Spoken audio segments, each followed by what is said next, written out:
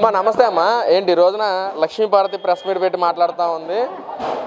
జగన్మోహన్ రెడ్డి గారిని సైకి చేస్తే టీడీపీ నాయకులు మొత్తం అల్లకొల్లోలం చేసేస్తాం మామూలు కూడా అని చెప్పి లక్ష్మీపార్వతి ప్రెస్ మీట్లో మాట్లాడుతూ ఉంది. ఏంటి ఒక మహిళగా ఆవిడ పెట్టిన ప్రెస్ మీట్ని ఆవిడ చేసిన వ్యాఖ్యని ఎలా చూడొచ్చు అంటారు? అసలు మేము మహిళ అనుకుంటేగా ప్రెస్ మీట్ పెట్టిన చెప్పుకోవడానికి కూడా మేము ఆమె మహిళ అనుకోవట్లా. రఫ్ అన్న వాళ్ళ దగ్గరికి చేరిన తర్వాత నువ్వు ప్రెస్ మీట్ పెడితే ఏమైంది? నువ్వు రోడ్డు మీదకి నువ్వేరా, నువ్వు రోడ్డు మీదకి వచ్చి ఏం చేస్తావో చేస్తే అప్పుడు తెలుస్తుంది. మీరు ఏం చేస్తారని చెప్పి మీ ప్రెస్ మీట్ మాట్లాడుతున్నారు. లక్ష్మీపార్వతి అసలు ఎవరామా, ఎక్కడామా? సైకో ప్రభుత్వాన్ని మీరు తీసుకొస్తారు రోడ్డు మీదకి, తీసుకురండి. వాళ్ళకు ఉన్నదిలా కూడా ఏంటంటే జనాలు చంపడమే, రఫ్ అంటమే, కోడికత్తి డ్రామా, గులకరాయి డ్రామా ఇవి చేసుకొని మీరు బ్రతకడం తప్పక ప్రజలేకి వచ్చేదంటే దమ్ము ధైర్యం మీకు లేదు. అంటే జగన్మోహన్ రెడ్డి ఒక సైకి చాలు మీ కార్యకర్తలు మొత్తం అల్లకల్లోలం చేయడానికి అంటుంది. మరి ఏంటి అసలు సైగ చేశారు కదా, గత 5 సంవత్సరాల్లో సైగ ప్రభుత్వంలో సైగ చేశారు. సైగ చెయ్యబట్టే ఇవాళ కార్యకర్తలు కానీ ప్రజలు కానీ 11 సీట్లు ఇచ్చారు. రేపొద్దున ఒక సైకో ఒక్కడే నిలుస్తాడు. ఏకైక సైకో ఎవరంటే జగన్మోహన్ రెడ్డే ఉంటాడు. మీరు ఏం రప్పరా పాడిస్తారు? మీ వల్ల ఏమవుతుంది రప్పరా పాడించడానికి? ప్రజలే చెప్పారు, మీకు 11 సీట్లు ప్రజలే ఇచ్చారు. దాన్ని మీరు అర్థం చేసుకొని మాట్లాడితే లక్ష్మీపార్వతి గారు బాగుంటుంది. ఒక మహిళలుగా నువ్వు మాట్లాడడం ముందు నేర్చుకో. మహిళ మాట్లాడడం నేర్చుకోలేదు. సైకో జగన్మోహన్ రెడ్డికి అక్క మీద ప్రేమ లేదు, తల్లి మీద ప్రేమ లేదు, అసలు కుటుంబం మీదనే ప్రేమ లేదు. ఇవాళ నువ్వు వచ్చి మాట్లాడుతున్నావు, అసలు నువ్వు ఎవరో అర్థం కాకుండా మాట్లాడుతున్నావు. ముందు లేడీస్కు సంస్కారం అనేది నేర్చుకొని మాట్లాడితే బాగుంటుందని చెప్పి అంటే అమ్మా ఇక్కడ లక్ష్మీపార్వతి మాట్లాడుతూ సైకి చేస్తేనే మామూలుగా ఉండదని చెప్పి మాట్లాడుతున్నాం కదా, ఏంటి ఎలా చూడొచ్చు అంటారు? లక్ష్మీపార్వతి గారు మీరు జగన్మోహన్ రెడ్డిని సైకి చేస్తే ఎలాగ ఉంటుందని మీరు చెప్తున్నారు. కానీ మా చంద్రబాబు నాయుడు గారు మాకు నేర్పించినటువంటి ఏంటంటే వాళ్ళు సైగలొద్దు, మనకేమొద్దు, మనకి పరిపాలన ముఖ్యము. ఎమ్మెల్యే గారు కానీ ఎంపీలు కానీ చంద్రబాబు నాయుడు గారు కానీ లోకేష్ బాబు గారు కానీ మీరు ఆగండి అంటున్నాం కాబట్టి మేము అవుతున్నాం. అదే మమ్మల్ని కానీ మీ ఇష్టం అంటే అసలు వైసీపీ వాళ్ళు అనేవాళ్ళు ఎవరు కూడా ఒక్కరు కూడా రోడ్డు మీద తిరిగే పరిస్థితి రాదు. ఇవాళ మొన్న నువ్వు తిట్టావు, లోకేష్ బాబు గారిని చంద్రబాబు గారిని తిట్టావు. నీ గతి ఏమైంది అమ్మటి? నీ గతి ఏమైంది ఒకసారి అర్థం చేసుకో. ఆ రోజు 52 రోజులు ఎమ్మెల్యే చంద్రబాబు నాయుడు గారిని జైల్లో పెట్టారు. కనీసం ఆ రోజు మీరు ఆగండి అనబట్టి మేము ఆగగలిగాం, కార్యకర్తలు కానీ ప్రజలు కానీ. ఆ రోజు కానీ మీ ఇష్టం అంటే ఒక్క కార్యకర్త కానీ ఎవరు కూడా వైసీపీ వాళ్ళు రోడ్డు మీద తిరిగేవాళ్ళు కాదు, పాడిగట్టి సోషల్లో పండబెట్టేవాళ్ళం. అంటే ఈ రోజున చంద్రబాబు రాజకీయం కోసం ఎంతవరకైనా దిగజారిపోతాడు అని చెప్పి కూడా లక్ష్మీపార్వతి మాట్లాడుతున్నాం. ఏంటి అసలు లక్ష్మీపార్వతి అండి మాట్లాడటానికి ఆమె అర్హత లేదు. ముందు ఆమె ఎవరని మాట్లాడుతుంది? చంద్రబాబు నాయుడు గారు కూటమి ప్రభుత్వం వచ్చిన తర్వాతనే వాళ్ళు అభివృద్ధి మీద దృష్టి పెట్టారు. ఎంతసేపు కూడా ప్రజలకు ఏం చెప్పొచ్చారు? అభివృద్ధి చేస్తాము. రేపొద్దున ప్రజలు అమరావతి మీద దృష్టి పెట్టారు, పోలవరం మీద దృష్టి పెట్టారు. ప్రతి ఒక్కటి కూడా ఈ ప్రభుత్వం దృష్టి పెట్టారు ప్రజలు బతకడానికి. కానీ మీ 5 సంవత్సరాలలో కూడా మీరు ఏం చేశారు? మీ జగన్మోహన్ రెడ్డి బయటికి రావాలంటే పరదలకు కట్టుకొని వెళ్ళేవాళ్ళు. ఇవాళ పరద పట్ల కట్టట్లా, వాళ్ళు స్వచ్ఛందంగా జనంలోకి వచ్చి మాట్లాడుతున్నారు. చంద్రబాబు నాయుడు గారు కానీ లోకేష్ బాబు కానీ పవన్ కళ్యాణ్ కానీ. మరి ఆ రోజు మీ సైకో ప్రభుత్వంలో మీరు ఎందుకు రాకుండా ఆగారు? మరి ఆ రోజు మీరు రావాలిగా, ఆ రోజు నువ్వు చెప్పొచ్చుగా. మరి అంటే ఈ రోజున లడ్డూ వ్యవహారం కూడా చంద్రబాబు పలానా డైరీస్తో గతంలో బోలేబాబాడి అన్నారు, ఇప్పుడు ఇందాపూర్ అంటున్నారు, ఇప్పుడు కొత్తగా కొత్త కంపెనీలు తీసుకొస్తున్నారు. అసలు చంద్రబాబే వీటిలన్నిటికీ మూల వ్యక్తి, చంద్రబాబు గారు లేకపోతే అసలు కల్తీ జరిగేది కాదు అని చెప్పి మాట్లాడుతున్నారేంటి? అసలు కల్తీ చేసింది మీరు.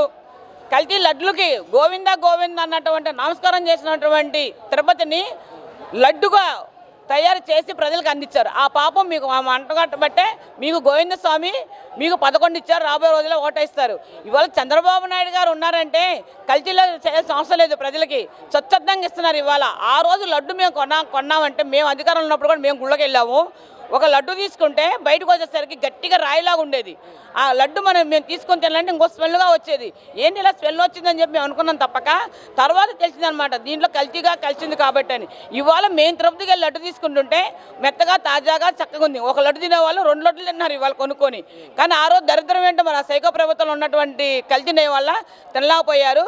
ఇవాళ 7 గోన్ల కరులు తెరవబెట్టి ఇవాళ మీరు ఒకటిగా వస్తారు. రాబోయే రోజుల్లో కూడా ఒకటే వస్తారు, ఏకైక సైకో. మన హిందూ సంప్రదాయం ప్రకారం ఏదైనా పూజ జరిగినా లేదన్నా హోమాలు జరిగినా సరే భార్యాభర్తలు ఇద్దరు ఉండాలి. మరి ఏదైతే జగన్మోహన్ రెడ్డి పులివెందులో జరిగిన సన్నివేశాలు, హోమం టైంలో పూజారికి ఇచ్చేసేవి నవధాన్యాలు మీరే వేయండి హోమంలో వేయటం, లేదా తీర్థ ప్రసాదాలు ఇస్తే చేత్తో తీసుకుని మళ్ళీ కిందకు పారబోయటం, ఏంటి ఎలా చూడొచ్చు? హిందూ సంప్రదాయం పట్ల జగన్మోహన్ రెడ్డి కానీ వైసీపీ నాయకులు కానీ ఎలాంటి సంప్రదాయం ఉంది? ఒక హిందూగా దాని మీద మీరు ఎలా రియాక్ట్ అవుతారు? అసలు హిందూగా చెప్పాలంటే వాళ్ళు హిందువులు కాదండి. సైకో ప్రభుత్వం అన్న వాళ్ళు హిందువులు కాదు. వాళ్ళు హిందువులైతే ఒక పీటల మీద కూర్చున్నారంటే ఒక పూజ చేయాలంటే భార్యాభర్తలు కూర్చొని పూజ చేస్తారు. ఒక ఏడుగొండల స్వామికి వెళ్ళాలంటే ఇవాళ చంద్రబాబు నాయుడు గారు అంటే ఫస్ట్ వస్త్రాలు తీసుకొని వెళ్తున్నారు, పక్కన తన భార్య ఉంటుంది. అలా భార్యాభర్తలు ఇద్దరు కలిసి గుడికి వెళ్తున్నారు, పూజ చేయించుకుంటారు.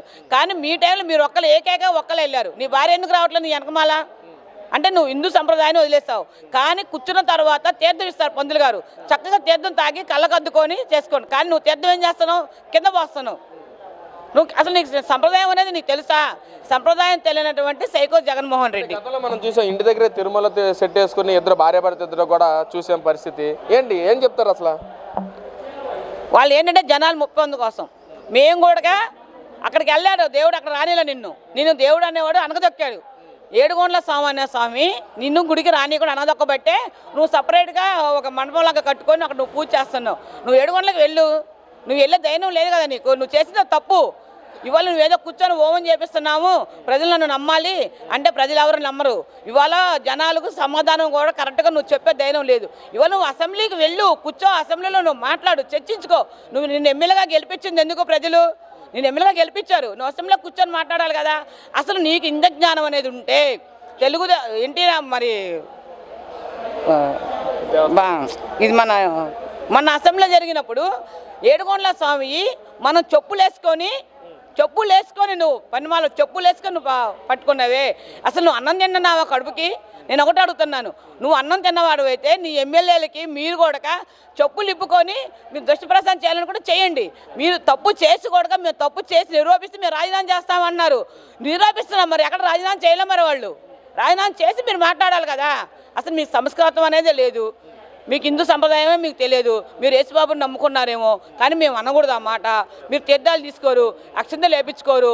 ఏంటంటే వారి కథ మేము వచ్చాము, కూర్చున్నాం, వెళ్ళిపోతున్నాం, అంతవరకే మీకు తెలుసు. మామగారు నమస్తే, మీ పేరు? జయ అండి. ఏం చేస్తారు? టిఫిన్ బండి. వ్యాపారం బాగుందా? బాగానే ఉందయ్యా, 12 సంవత్సరాలు నేను పెట్టి. పర్వాలేదు, బాగానే ఉంది. ఏంటి ముఖ్యంగా ఈ 20 నెలల కాలంలో వచ్చిన వాళ్ళందరూ మీతో ఏమంటున్నారు ఈ పరిపాలన గురించి, 20 నెలల కాల పరిపాలన గురించి? అంటారయ్యా, బాగానే ఉందంటారు అందరూ. మరి అప్పటి నుంచి ఎవరి వాళ్ళు ఇప్పుడు ఇచ్చారు కదా మా బండి, బాగానే ఉండబట్టే కదా ఇచ్చింది, అవునా కదా? అట్లా ఇచ్చారన్నమాట. అంటే ప్రభుత్వం పనితీరు బాగుందంటారు. బాగానే ఉంది.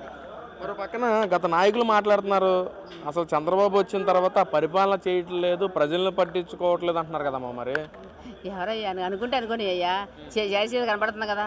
అనుకుంటే ఎంతమంది మన ఇంట్లోనే ఉంటుంది అది, ఎంతో నిందలు వస్తాయి. అలాంటప్పుడు మనం ఎలా అనుకుంటాం? 10 మంది కలిసినప్పుడు ఏదో అనుకుంటారు. వాళ్ళ మాటలు మనం పట్టించుకుంటామా? మన ప్రభుత్వం బాగుందా లేదా మనం చూడాలి, అది చూసి మనం నడుస్తున్నాం దానివల్ల, అంతే. మరి గత 5 ఏళ్ల పాలన ఎలా ఉందమ్మా జగన్మోహన్ పాలనలో? మేము బండి అడిగి తీసుకొచ్చి ఇవ్వలేదండి మాకు. అడిగాం, ఇవ్వలే మాకు బండి ఇవ్వలే. ఇప్పుడు రాగానే ఇచ్చారు. ఈయన అడగగానే రాజేష్ అని మా అక్క గారు అబ్బాయి ఉన్నాడు, వాడు అబ్బాయి తీసుకొచ్చి అప్పుడే ఇప్పించాడు. మరి ఎందుకని మీరేమో 5 ఏళ్ల పాలన ఎప్పుడన్నా బండి ఇవ్వలేదని మీరు అంటూ ఉన్నారు. అసలు కానీ వైసీపీ నాయకులేమో ప్రజలకి మంచి చేసిన ప్రభుత్వం మాది, ప్రజలకు ఏమేమి కావాలో సక్రమంగా చేసిన ప్రభుత్వం మాది అంటున్నారు కదా వైసీపీ నాయకులు. మరి అవన్నీ మనకు తెలియదు అయ్యా, నేను తెలిసింది చెప్పా అంతవరకు.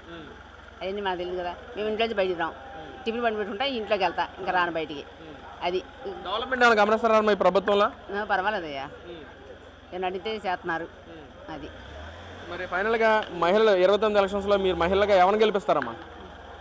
మనం అప్పటికిప్పుడు ఏ చేస్తామండి.